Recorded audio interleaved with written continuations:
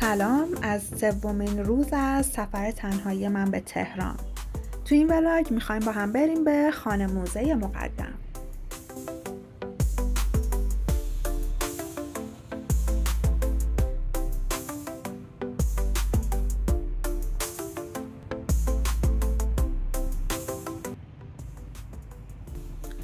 اینجا بعد از اینکه از مترو ایستگاه حسن آباد پیاده شدم رفتم به سمت خیابان شیخ هادی و اینم موزه مقدم.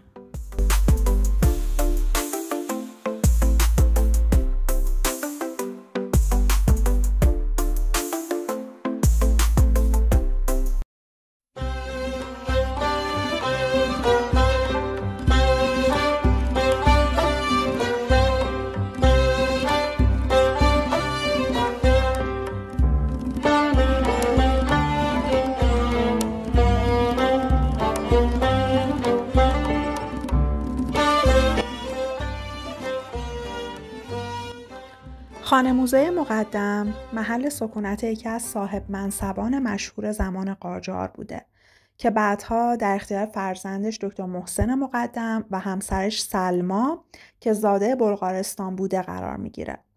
اونا در کنار فعالیت‌های علمی، آثار و اشیاء فراوانی و با هدف حفظ میراث فرهنگی و تاریخی ایران گردآوری کردن. تو این ولاگ با هم این عمارت زیبا رو که تو سالهای دهه 30 و 40 به واسطه داشتن اشیاء تاریخی و گرانبها به گرانترین خانه جهانم معروفه میبینیم. با خیال شبی سرخوش به صبح آورم، سرخوش به صبح آورم.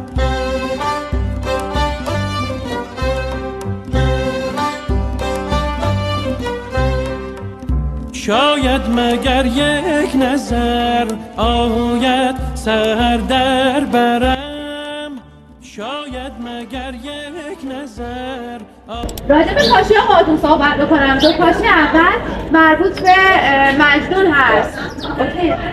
کسانی که با من در حوضخانه بودن بهتون گفتم به لباس‌های کاشی‌های قاجاری که از شیراز اومدن دقت بکنید. اونها رو با توی حیاط مقایسه می‌کنید.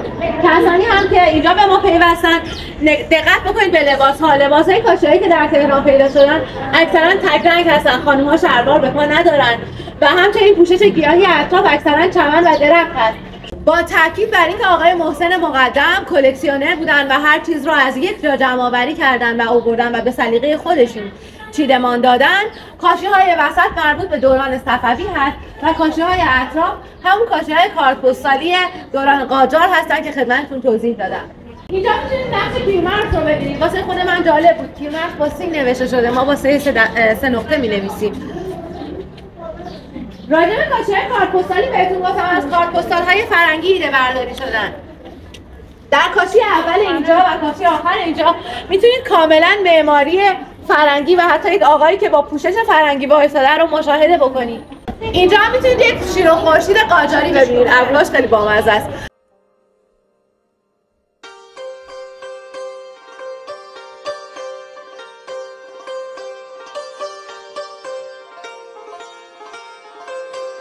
این دیوار هم از اصفهان آورده شدن، به جز این صندوقچه زیبای قاجاری که از یزد آورده شده.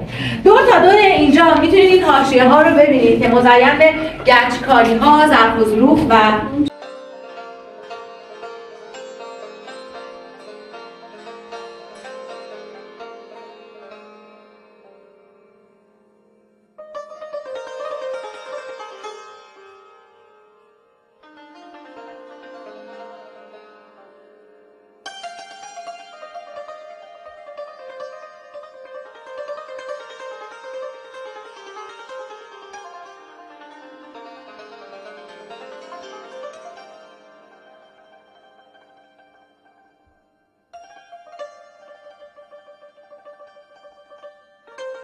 این دیوار هم معروف به دیوار تجدده که طراحی شده توسط هوشنگ سیحون هست.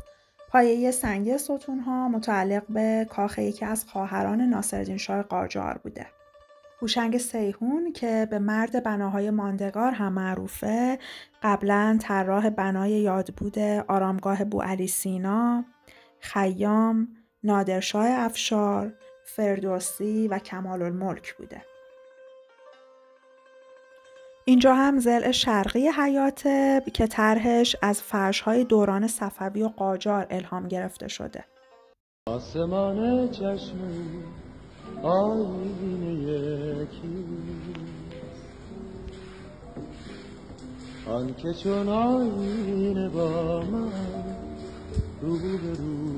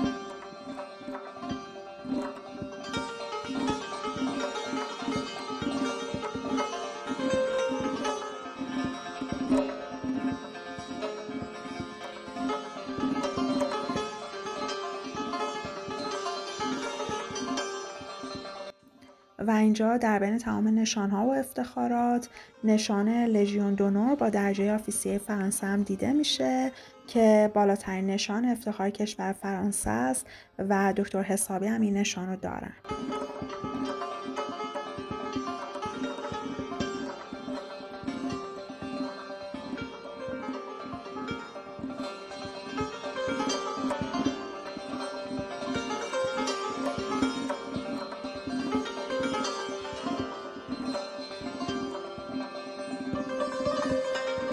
اینجا هم برج یا ساختمان اربابی که در زمان حیات دکتر محسن مقدم در سال 45 به کمک یکی از شاگردای ایشون به شکل قلعه‌های قرون وسطای اروپا ساخته شد.